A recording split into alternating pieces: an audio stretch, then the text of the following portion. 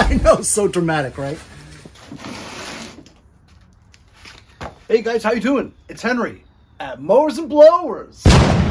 I'm back again to give this thing another try. As you know from previous episodes, at Mowers think something, but his yard is off. Belly of it, good going into. I don't want to plug. Question with penetrating. It's doing its thing. Really work on that cut right here. Doing its tightening. Oh, that hurt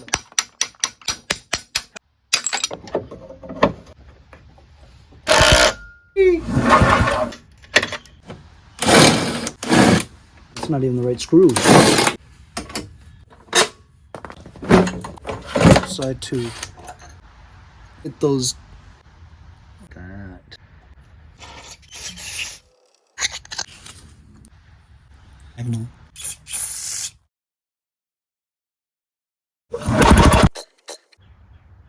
Moving at all. It just won't start. It won't turn over no matter what happens. So I'm thinking that it has bad compression. The rings are probably seized up inside the piston and you're not creating any compression because of the rings. I've been soaking this chamber here with penetrating oil and two-stroke oil for like a week now. And short of taking this whole thing apart and taking the engine apart to inspect the rings personally, I mean, look, I can't even get maybe $5, $10 for this machine to sell as it is, you know. The only thing this might be worth is parts. If you took this chute off and sold it on eBay, you'd probably get $20, right? These pulleys, whatever, the wheel maybe, the rest of the stuff, maybe the gas tank might be worth some money, you know. Ignition switch, recoil starter, you know, that might be worth something. Maybe the Tecumseh engine flywheel is worth something. So if I took this whole thing apart, I could sell it for more money on eBay, which I have proved in the past, where I took those crappy leaf blowers that weren't worth $5 online, you know, to sell to people for parts or repair.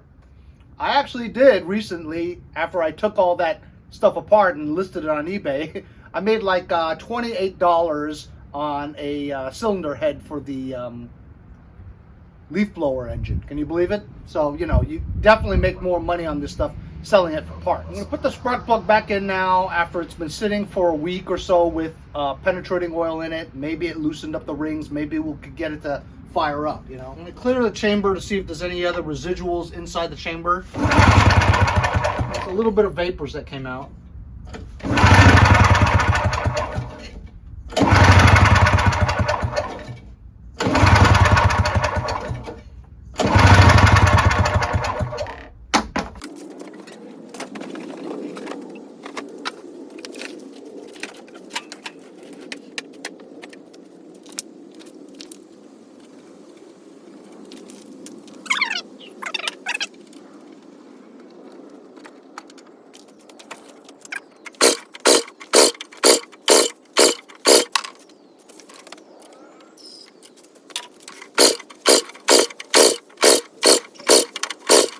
Just took the spark plug back out again.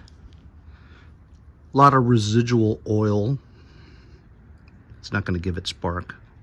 A lot of clumps of stuff on there too. I'm going to put a compression tester to it and just check it out. Here we go. I got a compression tester to it. Let's just see if it's at least over 60.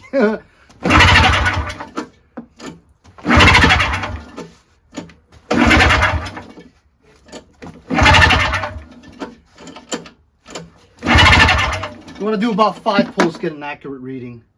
And it's showing,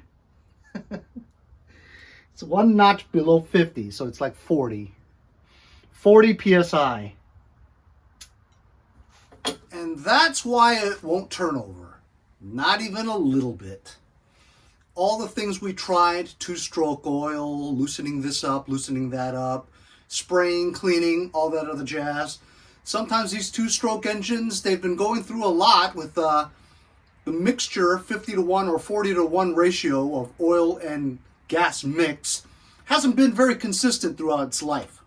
So therefore, the lack of proper lubrication of the bore and piston of this two-stroke engine has caused possibly a lot of scoring and damage. Not to mention the fact that the person left it outside for most of its life without a cover. So therefore, most of the water, snow, whatever elements get into the carburetor, go right in there. Things all probably rusted up, being that this was completely a seized engine prior to us working on it. So I think I have no choice but to just scavenge this thing for parts to sell on eBay. You'll get more money for the parts selling it on eBay than you would selling this as a parts or repair item on Craigslist or OfferUp or Facebook Marketplace. And it's not like from a lack of trying, I've tried to sell this for $20 and nobody has asked me about it. Not even somebody that says, hey, I'll give you $5 for it. You know what I mean? Nobody. Not to mention, even if I got this engine to run, I'd have to invest in some money and buy a cable for the auger engagement. Which, you know, to spend $10, $15 on a cable so you can get $25 for it, does that make sense at all? It doesn't make any sense at all. So I'm just going to tear this whole thing apart and scavenge the parts and sell them on eBay, just like I did the last one.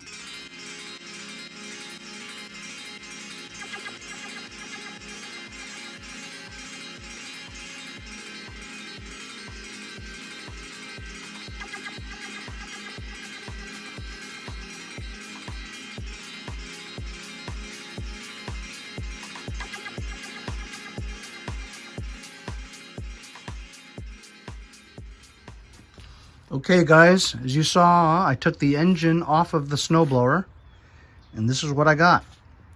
I try to place you so you can see everything I see.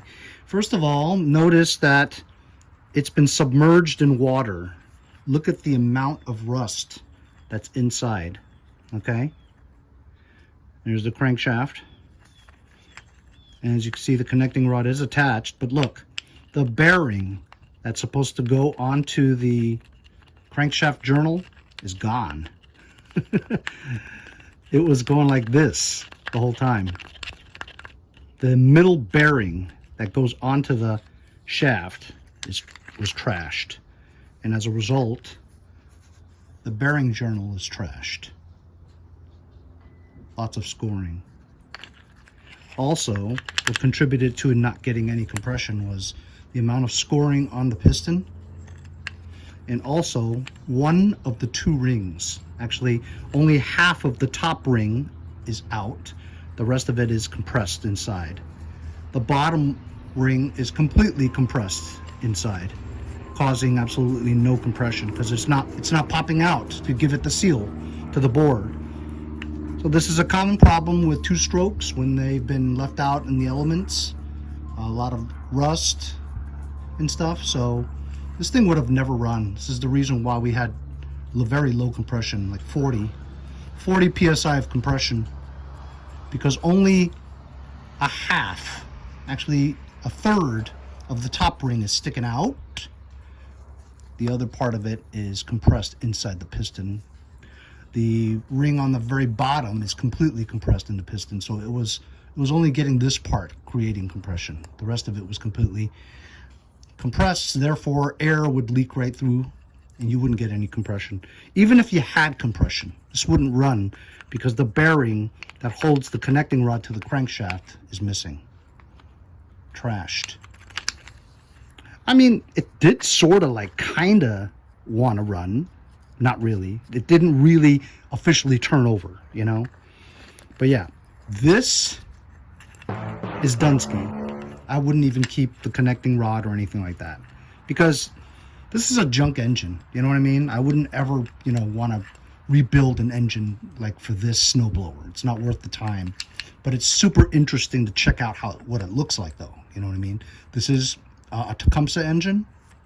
It's been around since, I mean, forever. I think it went out of business in 2005. There you go. It's pretty interesting, huh? I love these forensic autopsies, you know, because you break it open so you can find out why. Because you know, curiosity. You know, you just want to know why didn't it have compression? You just want to know. This is the synchro balancer. It's kind of cool to see this, you know. But yeah, this thing would never run. I want to show you what's over here. As you can see, this is the top cover to the snowblower. You know, I'll just throw that in my backyard. You know, maybe one day I'll run into one that's cracked and I could use this one. I mean, not really. I'll take my key back. And of course, if I need to replace a good primer bulb, we have it. There's a good ignition switch. There's a good side pulley cover. This thing I'm not going to keep. I'm just going to throw it away. I might take the wheels off and fix my garbage can. I have a garbage can that doesn't have a good wheel, so maybe I'll do that. I don't know. These handles actually are pretty good. I don't know. I don't know if I should keep it or not. I'm such a hoarder, you know what I mean? But maybe I'll run into a future Yardmachines just like that. And you guys know, you've seen these. They're everywhere, you know? So maybe I'll run into one that has a bad handle. And then I'm going to yell at myself for throwing this one away. I said, oh, man, I need a handle. But now I threw it away, so maybe I should keep the handle. Oh, son of a gun. Should I just throw this whole thing in my backyard? I don't know, man. Anyway, here's the muffler. Could probably sell that. Flywheels sell very well, and this is in good shape. I'll keep this carburetor for the future in case I run into another one of these. And you know I'll run into one of these. And also, this Tecumseh snowblower recoil starter engine cover is actually very useful. I run into a lot of snowblowers that take this same exact recoil starter, you know, and this one works. So maybe I'll keep it, you know. I'll try to sell this and this because this is trash. That's trash. I don't need that. And I'll sell this. I don't need that. And a gas tank. Believe it or not, gas tanks, they sell very well on eBay. And this one's in good shape. You know what I mean? So I'll get like $50 for this shit, you know? Anyway, I want to show you the engine. It's split that way. Look in the inside. Look how much corrosion's on there. Meaning that this thing was filled with water. And of course, we expected that because this thing was sitting outside for most of its life, you know? Look at inside. Look at all the sludgy oil in there and water. When I opened this up, there was a lot of water leaking out. Rusty water, you know? I mean, this block is actually okay. But would I ever reassemble one of these trash engines? No, I would never do that. So I'm just going to chuck it. I'm going to throw it away. Oh, but Henry, that's dirty aluminum. You could recycle that and get money for it. Oh, yeah? I once humored somebody, a subscriber, who told me to do that. So I had like 5 or 6 engine blocks from lawn tractor engines. I took it to the recycling place. They gave me, guess how much? $5. I probably wasted $5 just going there and gas. So no, I'm not doing that. Just chucking it in the garage. I don't know how scrappers make any money, to be honest with you. Anyway, when I took this sandwich off and poured it out, these are the bearings. You following what I'm saying? I don't know where the housing is for it, but, you know, the bearings were in here. That's why we have all this space. There was, like, in there. So it was housed. These things were housed in here. I don't know where the housing is, you know? But those are the bearings there that came out. It was just loose, flying inside there. That's why this thing would have never run. No way. Interesting, though. I love taking shit apart. I hope you guys enjoy watching me take it apart. It's good to document all this stuff for the future, you know? I think it's great. I feel so much better because I know what happened to it, you know?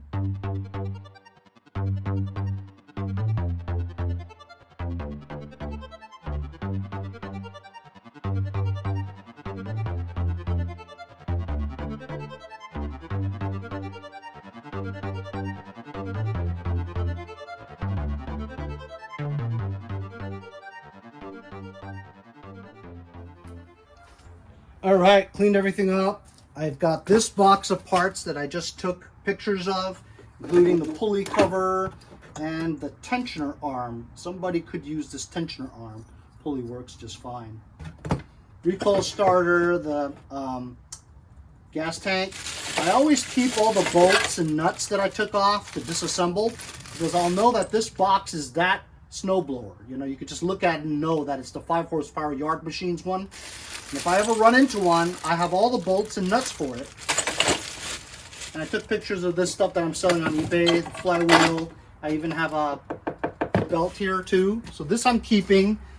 I decided to keep the handle because it was in good shape and it was easy to take off, and I'll just throw it in my backyard somewhere along with this. This thing, I tried to take the wheels off, but it has one of those stopper end things where you bang it on, you can never get it off again. So I couldn't get the wheels off, not without hurting myself. You know what I mean? It's trash, but you feel like you still want to keep the wheels because someday you may need it, right? I have that problem, you know. I'm a hoarder. I just can't throw things away because I watch one day, like next week, I'll run into one of these exact snowblowers, right? And the only thing wrong with it is that there's a bad wheel. I just threw 2 perfectly good wheels away. I just can't get them off without hurting myself, or the possibility of hurting myself. And so this bucket is good scrap metal, you know, and I mean the auger's trash, the paddles I mean, but it still has a working auger. And this thing too. I'm not even going to bother. I'm just going to swallow it and say I have to learn how to throw things away is what I need to do. So here's the box with the engine parts. I'm just going to chuck it into the garbage. And that's it.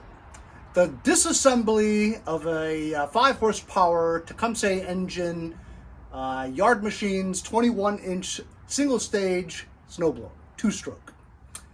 We found out that the bearings that connect to from the connecting rod to the crankshaft had disintegrated, and also 90% of the piston rings were compressed into the piston, which is normal for a machine that has been neglected and left outside in the elements, flooded with water, rust, corrosion, everything. That engine would never have started. I could have kept on trying and trying and trying, and it would have never gotten the right compression to ignite or combust, to turn it over. We were kind of close in a few instances, but that was just from a lot of combustible fuel in a small area with a spark that, you know, kind of ignites it a little bit, but not enough to continuously allow it to run.